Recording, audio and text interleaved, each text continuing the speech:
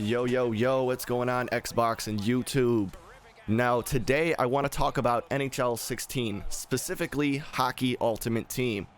Because I've said this before and I've made videos about this before, but I just feel like there's something really fishy going on within Hockey Ultimate Team and possibly other Ultimate Team games. For instance, within this gameplay you are about to watch, or while I'm talking, if you decide to watch it, you will notice that I am literally crushing this guy. No matter what he does, he cannot even stack up against me or my team. And if you notice, his goalie has 60 wins. He only has 24 losses with this particular goalie. So to say that this guy is good at the game is kind of an understatement, because when you look at my goalie stats, as you can see right here, well, normally you'd be able to see it, but my goalie stats are much worse than his. So that kind of, in my head, makes me believe that he is better than me. You know, he's won over 30 games in a row with that particular goalie without losing. So that's a pretty good thing. But the one thing I really want to talk about is, if you watch the gameplay closely, you will notice that my team, for the most part, is faster than his team. I have more agility, I have better puck handling skills, and when I say I mean my team. The actual players on my team can hold the puck better, their passes connect much better, my shots are better, my dekes are better, therefore it is just easier for me to be good at the game. And this is the part of the game that really ticks me off, because it does not take skill, unless you completely suck at Hockey Ultimate Team. It does not take very much skill to be good at Hockey Ultimate Team. What really matters in Hockey Ultimate Team, which is okay, which is 100% fine with me, I totally understand that that's kind of how the game works, is that depending upon the players you have on your team, you get a less of an advantage or you get more of an advantage. So usually if the other team's players is overall, if they are better than your team is just going to skate horribly. Their passes will not connect, their shots will not connect. And if you watch closely into the gameplay, you'll notice 95% of what he tries to do fails. And you notice that he can actually tell what he's doing. He keeps trying different moves to try to score, but no matter what he does, he cannot score. So, and meanwhile, I'm sitting here playing the game with one controller, or with one hand on my controller, drinking a beer, watching Family Guy on my other TV while I'm playing this guy. So I'm barely even trying. Like right there, I stick lift, okay fine, I get a power play, or he gets a power play because I stick lifted him, but that's fine. That is all part of the game to kind of make you feel like you honestly have a chance within this game, because if you notice, he has a 5-on-3 right now. He will not make a single goal, more than likely, and you know, that's kind of fucked up in my opinion, because you can tell he's really trying, and no matter what he does, my team is always able to get the puck back. I call it magnet puck. The puck just magnets right to my stick. No matter what I do, look, he just checked me. I can still get the puck. I still have the puck now. So no matter what he really does, I still have the puck. He can't stop me. And that is the sad part. It doesn't take much skill to be good when everything that you do doesn't really matter, you know. So no matter what he does, I still remain with the puck. So I don't really have to try. So what, you know, like right there, what did I even do? I didn't even do anything. I just randomly flicked the puck, although magically it's still in my hands. So I'm still skating up, and what do you know? I can make a goal.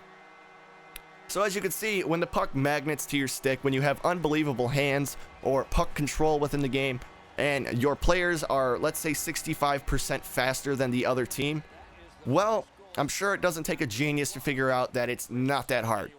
And if you look even closer during some parts of the gameplay, if I can find one in particular, I will freeze frame it for you guys and play it in slow motion if I can find one. They're really hard to pick up within the video, but when you are playing the game, you can literally feel it within your players. Has anyone here ever, you know, been playing Hockey Ultimate Team and you're turboing or you're boosting all the way down the ice? You're trying to go as fast as you can to outskate the offense and defense.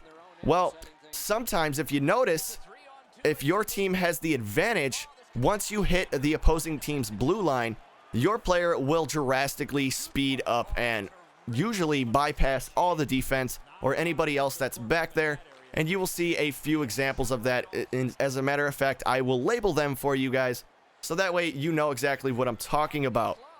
But as I was saying, it's just way too easy. If the player can go a lot faster once he hits the blue line, well, if you are on the team that has a lower overall average, once you hit the opposing team's blue line, instead of your player speeding up, you will physically feel your player slow down.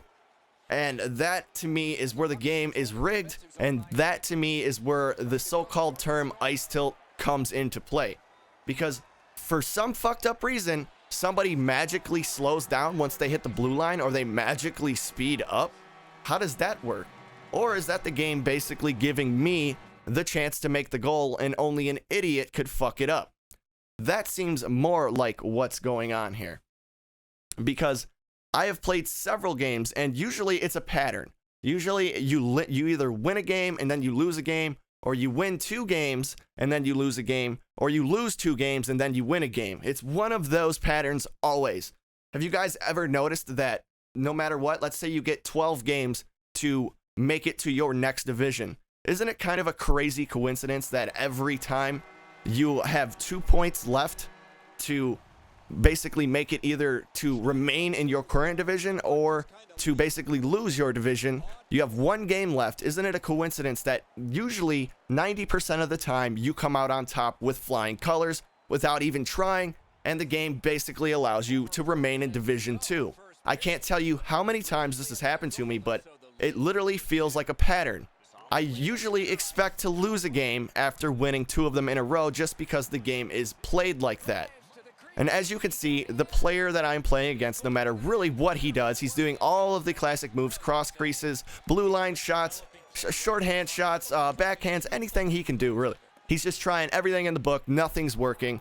And as you can see, it's just a struggle for him all the way to the net. See, he can't even get the shot off half the time.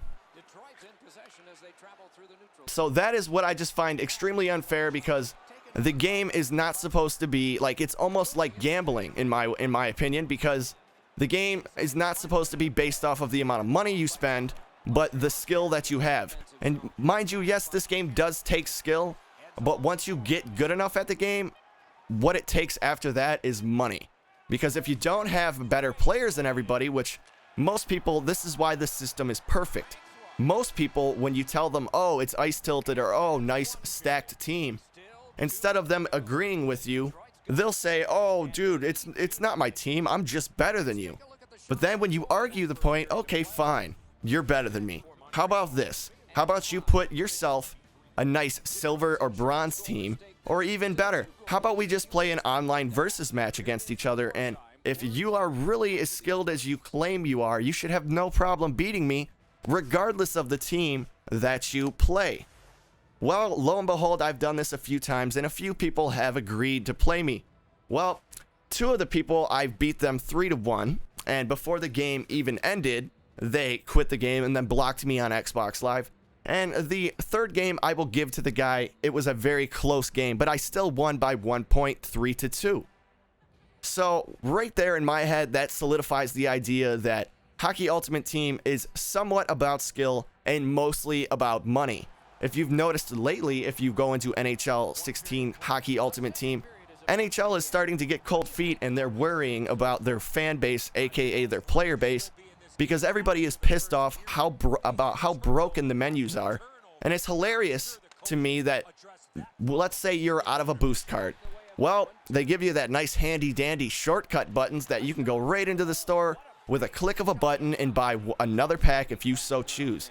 Now you can use points, but the way that the auction house works, it doesn't really work out, you know, either way. So you're better off buying packs. Like, let's say you only need a few contracts and you're really running low on pucks like I am right now. I literally have to buy a jumbo gold pack every 3 to 4 days if I feel like playing Hockey Ultimate Team still.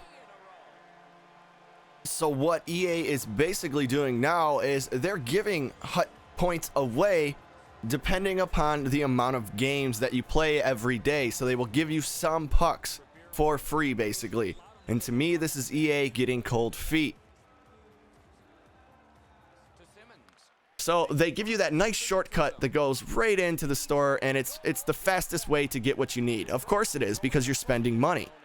And the way that the auction house works, it's not feasible to even spend anything on it because everybody knows the system and everybody prices things ridiculously. Like, I am not going to pay 500 bucks for a freaking gold contract that's going to last me 18 games. I'm not paying 500 points for that, because I can get better things for that. For 1,000, for 600 points, I can get a shitload of bronze contracts and put them on a bunch of players. Yeah, they're only one game a contract, but it's only 600 points, and most of the bronze pack I sell, and I get 200 to 300 points back. So I'm only paying 300 points for, let's say, 8 bronze contracts, which is, yeah, only 8 games, but it's more useful because you can put them all on separate players. So there's a really good way on how they rig the game. And then, of course, EA knows how the human nature works. Nobody is ever going to admit that they suck at a game. Instead, they're just going to tell you that you suck, and then they're going to continue to buy their gold packs and stack their team. Believe it or not, guys, there are people out there that do this. When this game came out, just a few short hours after this game came out, I checked Twitch, just curious to see what was going on with the game. And literally 75% of the people streaming the game were just doing massive pack openings, $1,500 pack openings, $1,200, $800, you name it. There was probably 50 motherfuckers out there opening up thousands of dollars worth of packs so they could have the stacked team on day one, so they could be the first assholes in NHL 16 Hockey Ultimate Team to tell you that you suck ass. And to me, that is the perfect storm and the perfect cash cow, and EA has really hit the nail on the head with this one. But regardless of that, I do believe that there's some sort of legality problem going on here. I don't believe that you should be allowed to solicit packs like gold packs or silver packs. And yes, I understand that there's a term in there that basically says it's, you know, your problem, or if your parents allow you to use their credit card, it's their problem. But aside from NHL 16, if you guys have noticed, CSGO, you know, you have League of Legends, you have World of Warcraft, you have all of these pay-to-play games. And yeah, you can play them for free, but tell me how many people you guys know that honestly play a lot of these games for free. I mean, look at Warframe, look at World of Tanks, look at Battleships, and all these crazy games are doing the same exact model. Yeah, you could play for free, but the experience is going to be lacking. You're not going to be able to do all the cool shit. And if you really want to have the same experience as the brand new game's free-to-play experience, just play the old game, because that's basically all you're going to get for free.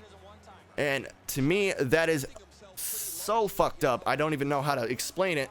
You should not be allowed to solicit thousands of dollars of things like, for instance, CSGO jackpot packs.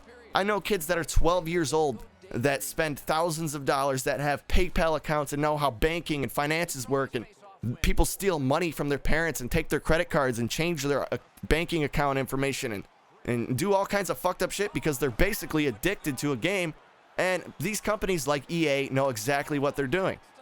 So like I said, of course, nobody will ever admit that they are basically shit at NHL 16, or they're just as good as me, except they pay for their packs, they have a better team, therefore they win. And if you accuse somebody of buying their team, of buying their gold packs to stack their team, they will usually respond with the universal answer, and that is, well, I did collections. I completed several collections, and I got so many gold packs, and that's where I got all of my amazing players from doing collections. I didn't spend any money on this game. I have all the best players because I didn't spend any money, and I did all of the collections all by myself. Well, here's a little news flash for most people, or some people that don't play Hockey Ultimate Team enough to realize that there are always players on every team, like Cronwall, like Dadzook, like Patrick Kane, like all of these really, really high up there players. Those players usually cost somewhere around 60 to all the way up to 160,000 pucks if you want to just buy them from the auction house.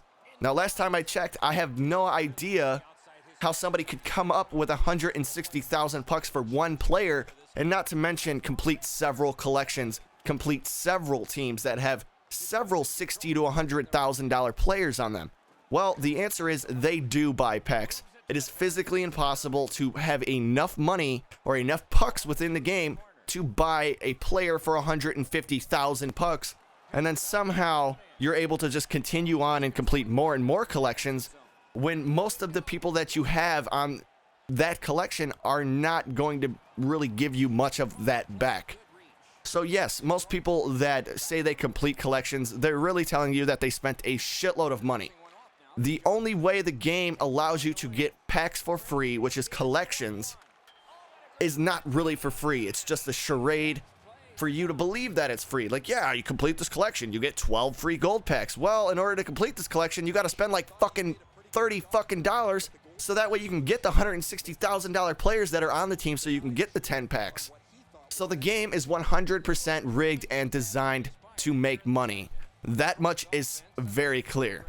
But back to the way the game literally rips you off. As you guys notice, we're still talking here, and this guy still hasn't scored a goal. Really sad. But yeah, I just wanted to open you guys' eyes a little bit on the way Ice Tilt works in this game. And if I've opened your guys' perspective just a little bit on the way Ice Tilt works in NHL 16, or at least my opinion on it, please remember to like, subscribe, and comment. And I will see you guys on the next one. Peace.